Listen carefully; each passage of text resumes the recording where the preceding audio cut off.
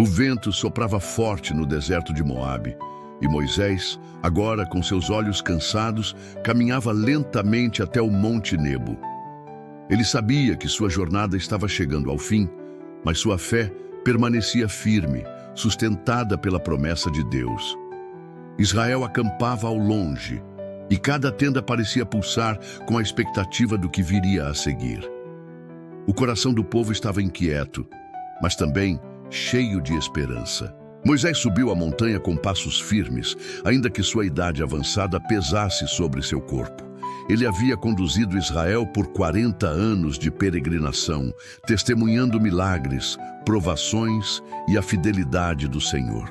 Agora, do alto do monte, Deus lhe mostraria o cumprimento da promessa, ainda que ele mesmo não pudesse entrar. Do cume, a vista era grandiosa. Moisés contemplou o vale verdejante, o Jordão brilhando como uma faixa de luz, e ao fundo, as terras que Deus havia jurado a Abraão, Isaque e Jacó. Seus olhos se encheram de lágrimas, não de tristeza, mas de gratidão. O Senhor lhe disse: "Esta é a terra que prometi.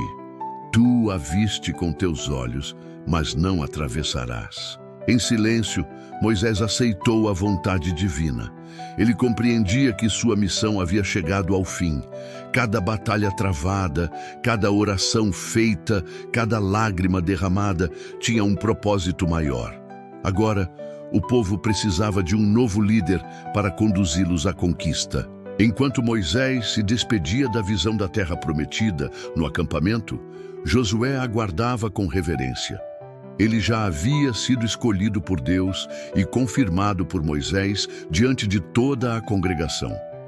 Um peso enorme repousava sobre seus ombros, mas também uma chama ardente de coragem.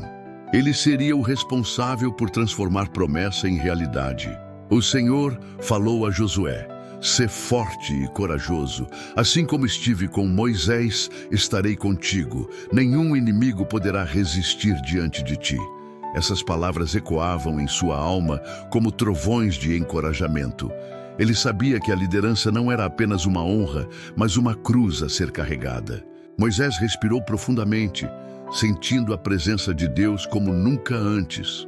Ali, em segredo, o Senhor tomou sua vida com ternura, e Moisés adormeceu no descanso eterno. O texto bíblico nos conta que o próprio Deus o sepultou em lugar desconhecido, um mistério que até hoje desperta fascínio e reverência. O choro se espalhou pelo acampamento. Israel lamentou a perda de seu pastor por 30 dias. Era como se uma parte de sua própria história tivesse sido arrancada. Mas, no meio da dor, a esperança florescia, porque Deus já havia levantado Josué. Josué se apresentou diante do povo com firmeza. Seus olhos transmitiam segurança, mas dentro de si ele lembrava de cada lição aprendida com Moisés. Ele havia sido servo fiel, aprendiz dedicado, e agora estava pronto para se tornar líder. Seu coração ardia com a certeza de que não caminhava sozinho. A transição foi marcada por obediência e confiança. Israel sabia que a jornada não seria fácil. A terra prometida estava cheia de cidades fortificadas e guerreiros experientes. Mas a presença de Deus era a arma mais poderosa que possuíam. O dia em que Josué tomou posse da liderança foi também o início de uma nova era. Ele reuniu o povo, recordou as palavras de Moisés e reforçou o pacto com o Senhor.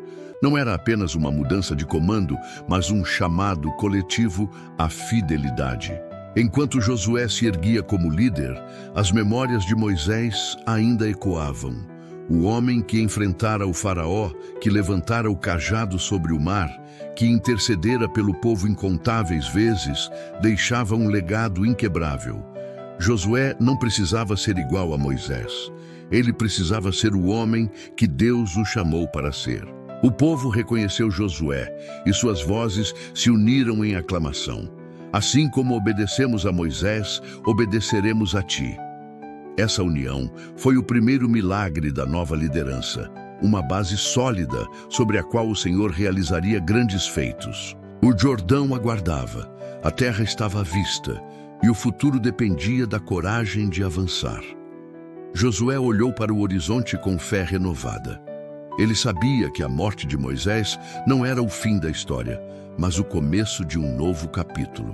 Assim como Moisés havia guiado com a vara e a palavra, Josué guiaria com a espada e a promessa. Era hora de marchar, de conquistar, de viver aquilo que gerações anteriores apenas sonharam. O luto se transformava em força, a saudade em motivação e a promessa em realidade. Deus estava escrevendo uma nova página na história de Israel. A morte de Moisés não foi derrota, mas transição. Josué era a prova viva de que o plano divino não depende de um homem, mas da fidelidade de Deus. E assim, a liderança passou como a tocha de uma corrida eterna. De Abraão a Moisés, de Moisés a Josué e de Josué aos que viriam depois, a promessa continuava acesa, iluminando os caminhos da fé. O legado de Moisés se eternizou não apenas em livros e histórias, mas no coração de cada geração. Josué, fortalecido pelo Espírito, se tornou o instrumento para transformar promessa em posse, sonho em realidade.